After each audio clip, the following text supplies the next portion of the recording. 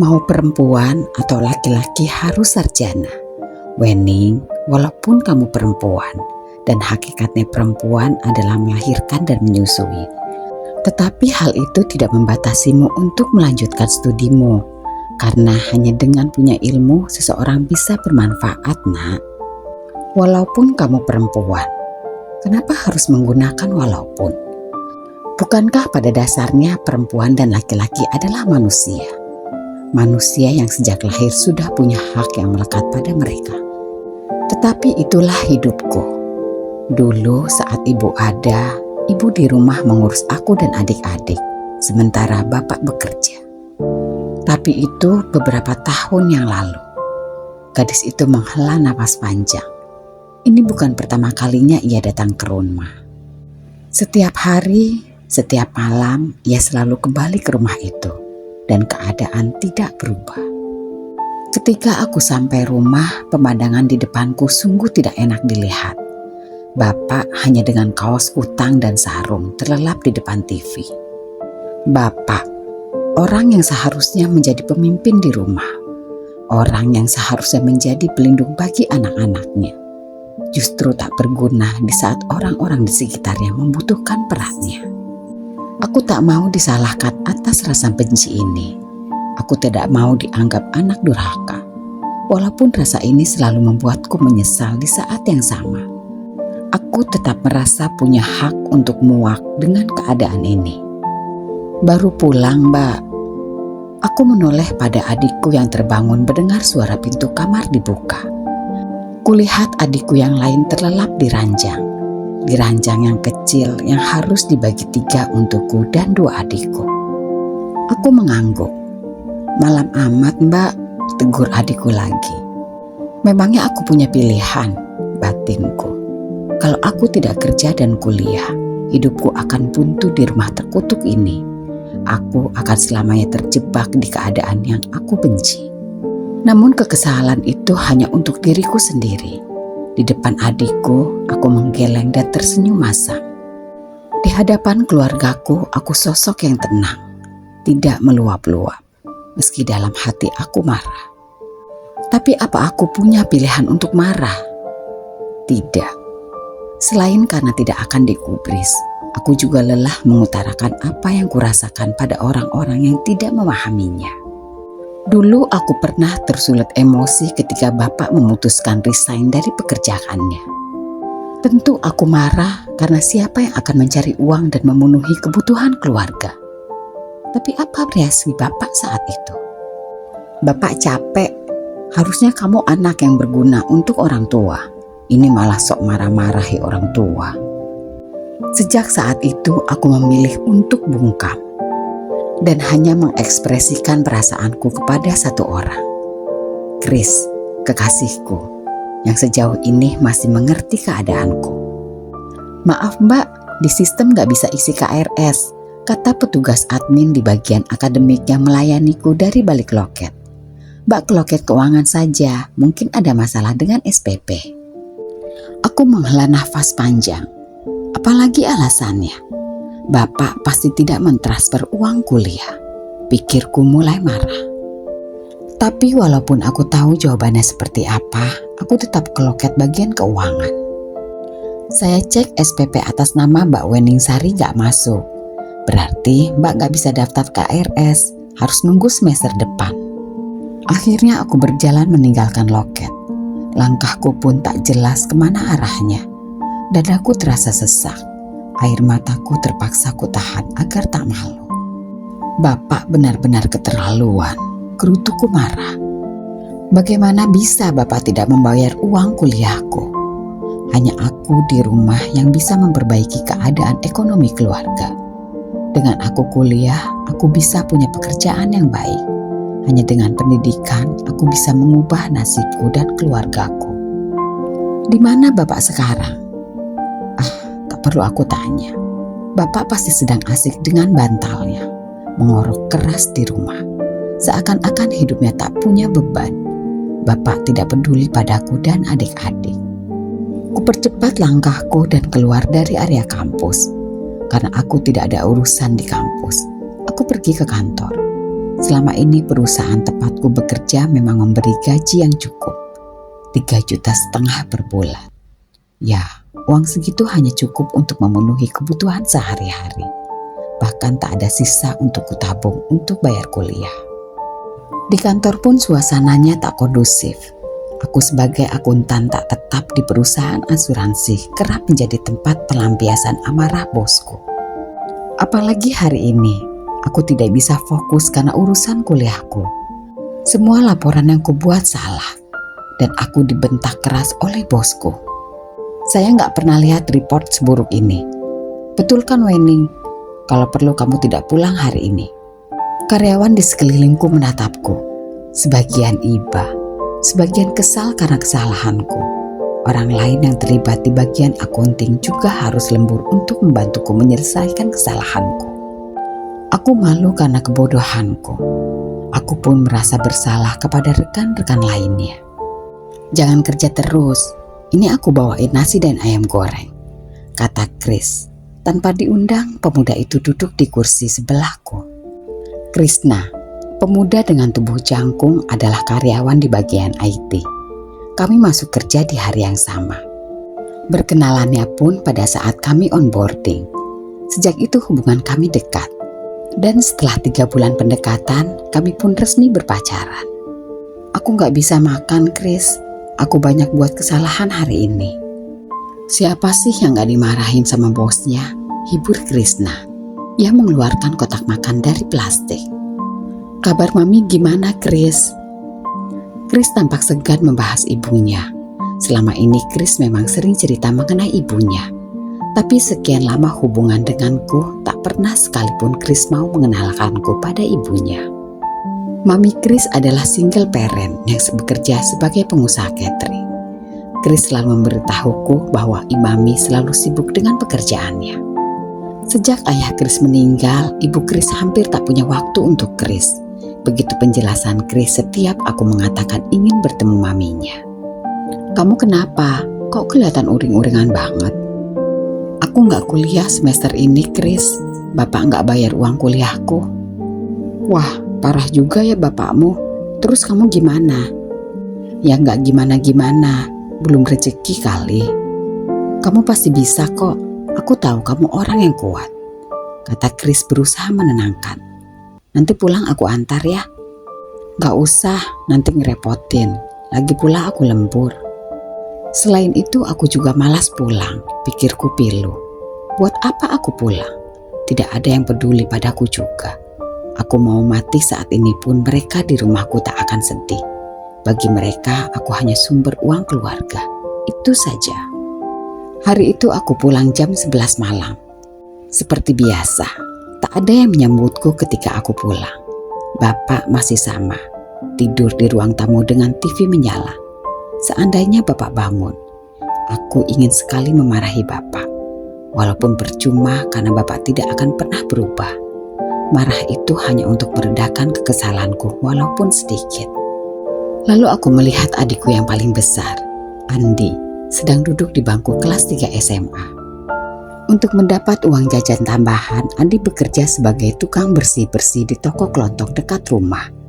Bayarannya pun tak besar, hanya 15.000 per hari, plus makan malam. Kamu harus giat belajar biar dapat beasiswa, jangan seperti Mbak. Kenapa Mbak? Bapak lupa bayar SPP Mbak. Lupa bayar. Aku lebih percaya Bapak memilih untuk tidak membayar ketimbang lupa membayar SPP-ku. Malam itu Bapak bangun untuk memintaku memasaki makanan. Aku yang saat itu sudah tidur tidak menggubrisnya. Tapi Bapak tetap meneriaki namaku di luar kamar. Mbak, bangun. Bapak minta makan, kata Andi sambil mengunjang tubuhku. Kamu aja, Mbak capek. Mbak, aku mana bisa masak? Ya kamu dan orang-orang di rumah ini bisanya apa sih selain bikin aku marah, pikirku. Pak, Bapak apa-apaan sih teriak-teriak kayak gitu, bikin malu aja, bentakku keras. Bikinin mie dong, Bapak lapar. Bapak kan punya tangan dan kaki, bikin aja sendiri. Ya kalau Bapak bisa, Bapak gak nyuruh kamu. Bapak males, tolong bikinin. Enggak, Aku nggak akan ngelakuin apa-apa lagi buat Bapak. Aku kecewa sama Bapak. Aku tahu Bapak ini bukan orang baik, tapi aku tidak menyangka Bapak itu bejat kepada anak sendiri. Kurang ajar kamu ya, beraninya kamu seperti itu pada Bapak. Bapak nyesel pernah kawin sama ibumu. Ibumu yang miskin itu gak ninggalin apa-apa selain anak-anak yang tidak tahu adab seperti kamu dan adik-adikmu. Kamu kira siapa yang ngurus dan biayain kamu pas kecil? Aku menggelengkan kepala. Aku tahu tak satu hal pun yang bisa dibanggakan dari Bapak. Tapi menghina ibu, aku tak habis pikir dengan Bapak. Pak, aku anggap Bapak tidak mengatakan apa yang barusan Bapak katakan. Aku terima Bapak bilang apapun, asal tidak mengatakan hal buruk tentang almarhumah ibu. Pak, Bapak jujur padaku. Bapak kan dapat uang dari Tante Sri untuk kuliahku. Bapak kemanakan uang itu? Bapak hanya diam. Bapak kemanakan uang itu? Tanyaku keras. Uang itu dipakai Andi buat biaya perpisahan sekolahnya. Sekolahnya ngadain perpisahan di puncak, kata Bapak pelan. Uang kuliahku digunakan untuk biaya perpisahan Andi, ulangku sambil menangis. Bapak tahu kan uang itu sangat berarti untukku. Kenapa Bapak gunakan untuk biaya perpisahan yang sama sekali tidak berguna? Pak, buat apa? Lagi-lagi Bapak tidak menjawab. Pak, bentakku.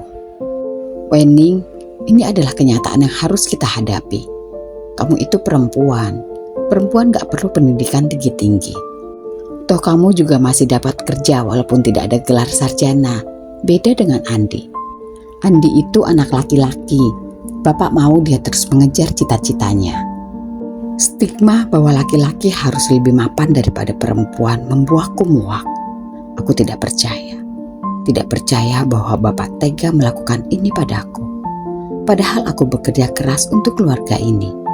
Dan inilah yang sebenarnya terjadi. Bapak tidak mau aku kuliah. Bapak tidak mau aku berhasil. Tapi tidak dengan seperti ini, Pak, isaku. Bapak hancurkan cita-cita anak Bapak untuk anak Bapak yang lain. Bapak benar-benar mengecewakanku. Wening, kita nggak punya kemampuan untuk bayar kuliahmu, tegas Bapak. Mbak Sri juga bilang pada Bapak bahwa untuk kedepannya dia tidak akan membantu keluarga ini lagi. Dia juga punya keluarga, dan sekarang kebutuhan keluarga mereka sedang meningkat dengan anak-anak Mbak Sri yang kuliah semua. Perlahan aku mulai mengerti. Ini bukan salah Bapak, dan juga bukan salah almarhumah ibu. Tidak ada yang salah dengan semua ini. Aku sudah berusaha sebisaku, tapi Tuhan masih belum mengizinkanku untuk menimba ilmu di kampus. Ikhlas, tapi terasa berat untukku. Tidak mengeluh pada Tuhan sulit untuk tidak melakukannya. Tuhan, aku terima Engkau ambil ibu dariku. Aku tidak marah padamu saat itu. Justru aku belajar untuk pasrah dari kepergian ibu. Aku bahkan tak sedikit pun kesal saat aku tak bisa kuliah setelah aku lulus SMA. Namun mengapa ini semuanya terasa berat, Tuhan? Sekarang aku tahu dengan pasti bahwa aku tak akan pernah jadi sarjana. Aku tak akan pernah ke kampus lagi. Dan karirku akan tetap menjadi officer yang tak akan lebih dari itu. Karena aku tidak punya gelar sarjana. Hanya orang-orang yang sarjana lah yang memenuhi kualifikasi untuk menjadi manajer atau lebih dari itu. Aku akan terus sulit seperti ini.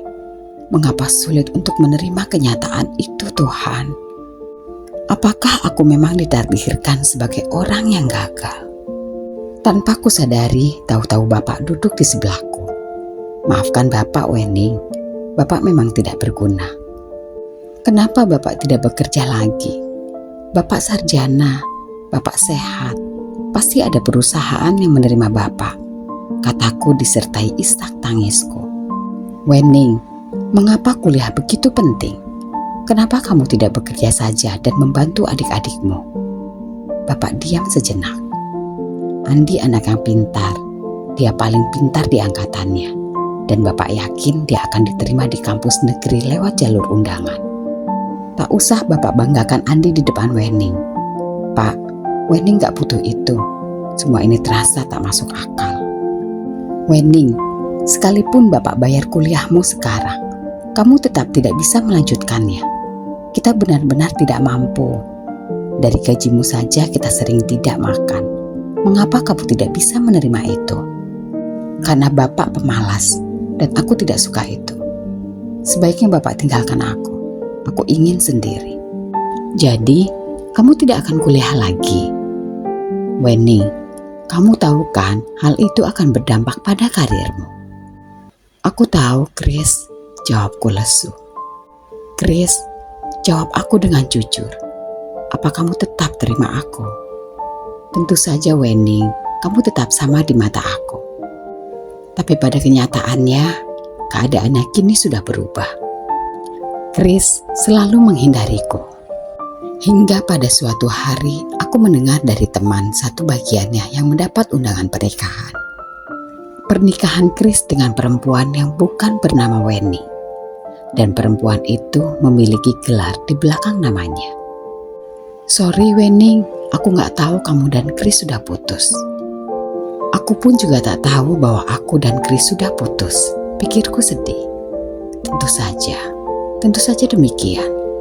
Begitu tahu bahwa aku tidak akan meraih gelar sarjana, dia begitu cepat mencari penggantiku. Tidak, aku tidak akan minta penjelasan darinya. Aku pun tak akan marah padanya. Aku malu sekali. Bapak yang setidak-tidaknya pernah berjasa walaupun sedikit padaku berani ku bentak. Sementara Chris yang bukan apa-apaku dan sudah melukai hatiku malah tidak kumarahi. Aku menyadari rasa marah itu karena aku sayang pada keluargaku.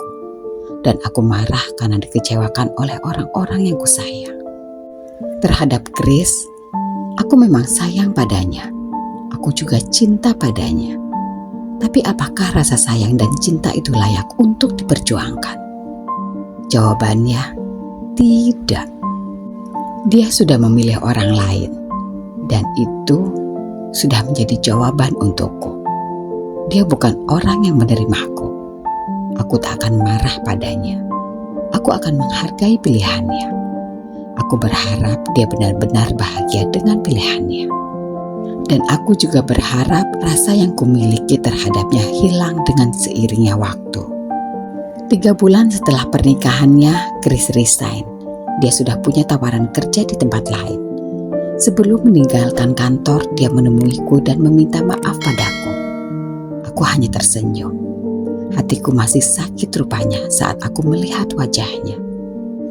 Waktu terus berjalan. Andi telah lulus kuliah dan diterima kerja di perusahaan asing. Andi kuliah di kampus negeri di Jogja. Ia dibiayai dengan bantuan beasiswa dan uang yang kusisihkan untuknya.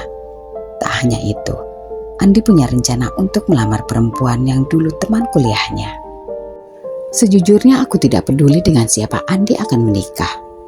Dia juga tidak peduli dengan apapun mengenai Andi. Rasa peduli yang dulu aku miliki terhadap keluargaku terkikis dengan berjalannya waktu. Aku memang membantu keluargaku secara finansial. Tapi aku tak pernah melibatkan emosi untuk peduli kepada keluargaku. Dia anak saudagar kaya di Jogja, Mbak. Karena itu, Mbak, aku boleh pinjam uang, Mbak? Aku tahu Mbak punya tabungan. Ya, tentu saja. Ambil semua yang aku punya, keluhku. Aku tak punya gelar. Aku tak punya karir yang bisa dibanggakan. Karirku dari 4 tahun lalu dengan karirku yang sekarang masih sama. Masih menjadi officer. Dengan gaji yang sama juga. Aku juga belum menemukan jodohku. Dan sekarang adikku yang tak punya malu ini minta uang dariku. Maaf Mbak kalau kurang berkenan. Oh, sopan sekali omongannya. Memangnya aku peduli. Tapi dasar aku sudah tahu hanya dimanfaatkan, tetap saja mengatakan, ya tentu saja Mbak ada uang. Yang penting terbaik buat kamu saja. Terima kasih banyak ya Mbak. Nanti kalau ada rezeki, Andi kasih uang lagi ke Mbak. Gak usah repot-repot. Lagian kalau sudah menikah, apa apa kamu bisa leluasa ngasih uang ke kita semua? Jawabannya tidak. Begitu menikah, Andi meninggalkan rumah dan tinggal di rumah besar yang dihadiahkan bapak mertuanya untuknya. Andi pun tak pernah mengirim uang untuk keluarga. Setiap aku meneleponnya, ia selalu sibuk. Bukan aku punya jiwa minta-minta. Bahkan selama ini hidup keluargaku aku yang tanggung. Tapi boleh kan jika sedikit saja aku ingin dihargai adikku. Istri Andi pun juga sama, malah terkesan ketus padaku. Pernah suatu kali istrinya mendamperatku. "Mbak, mohon maaf ya, tapi Andi udah punya istri. Kalau Mbak ada perlu apa-apa, kenapa harus ke Andi? Mbak kan kerja." "Saya menelepon bukan untuk mengemis," kataku tegas. "Maaf ya jika mengganggu. Tampaknya wajar saja kan seorang kakak menelepon adiknya hanya untuk mengobrol." Selama ini bapak diam saja melihatku bekerja dan membiayai keluarga. Namun hari itu saat aku sedang termenung di teras, bapak menanyakan kabarku. Aku tak langsung menjawab, bahkan aku enggan untuk bicara dengan bapak. Dunia tanpa aku sepertinya akan baik-baik saja, pikirku sedih. Mereka yang ada di sekitarku tidak perlu aku lagi. Dengan Andi yang punya pekerjaan, aku yakin dia akan menolong keluarga ini saat aku sudah tiada. Dia tidak jahat, hanya saja dia punya istri yang begitu galak. Dan Andi yang besar di tempat sederhana ini sedang berjuang untuk memantaskan dirinya untuk istri dan keluarga istrinya. Mau marah sama bapak nih. Marah untuk apa? Untuk mengambil kesempatanku kuliah? Untuk menjadi orang yang malas hingga aku dan adik-adik menderita? Atau marah karena membiarkan Andi lebih sukses dariku? Aku tertawa masa. "Pak, jika Wening tidak ada lagi di dunia ini, apakah Bapak akan sedih?" "Mengapa kamu bertanya begitu? Tak ada satupun orang yang benar-benar butuh saya, Pak, di dunia ini. Hidup ini tetap berjalan sekalipun aku tak ada. Bukankah begitu? Wening gak punya keahlian yang bisa dijadikan manfaat untuk orang lain. Ya, aku memang bantu keluarga ini walaupun tak banyak. Tapi untuk orang lain, tidak, Pak. Jika Wening mengundurkan diri dari kantor, mereka akan tetap bisa menemukan orang yang sama seperti Wening atau lebih pintar. Wening tidak sehebat itu." Saat itu Wening hanya berharap Bapak akan menghiburnya dengan berkata, "Tidak Wening, kamu anak yang hebat. Bapak yakin kamu akan menemukan orang yang sayang padamu, yang bisa mengubahmu. Bisa saja kan jodohmu kelaklah yang membantumu kuliah lagi. Bapak yakin kamu bisa lebih dari ini Wening, Bapak yakin." "Tapi bukan itu yang Bapak katakan." "Terima saja kenyataan ini Wening," jawab Bapak datar. "Ketidakpuasanmu terhadap dirimu selama ini menjadi petaka di rumah ini. Bapak tidak suka kamu marah-marah, terlebih pada Bapak." Ya, aku tidak kaget dengan jawaban Bapak yang demikian. Hingga pada suatu hari, supervisormu akan resign karena mau fokus sama keluarganya. Jadi kamu akan mengisi posisinya. Dan gak usah khawatir, bulan depan ada yang gantiin posisimu sebagai officer. Jadi kamu gak akan bekerja sendiri, kata Pak Anton, kepala departemen bagian accounting. "Selamat ya, mulai besok kamu jadi supervisor." "Bapak serius, Pak? Tapi kata Bapak hanya orang yang sarjana yang bisa dipromosikan." "Saya sudah bilang ke HRD bahwa kinerjamu selama ini sangat baik. Kamu juga cocok kerja untuk saya." Dan mereka menerima alasan itu. "Wah, terima kasih banyak, Pak." Aku senang sekali. Dengan gajiku yang naik, aku bisa menyisihkan uang untuk kutabung. Aku akan tetap kuliah sebagaimana yang kurencanakan sejak dulu. Aku meninggalkan kantor dengan senyuman di wajah.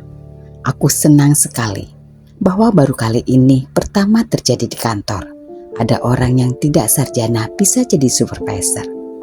Andai saja Chris percaya padaku dulu. Tidak, aku tidak menyesal. Sekalipun aku punya kesempatan untuk mengembalikan waktu, aku dan Chris tetap akan berpisah. "Wening Sari ya? Seseorang menegurku saat aku sedang di halte.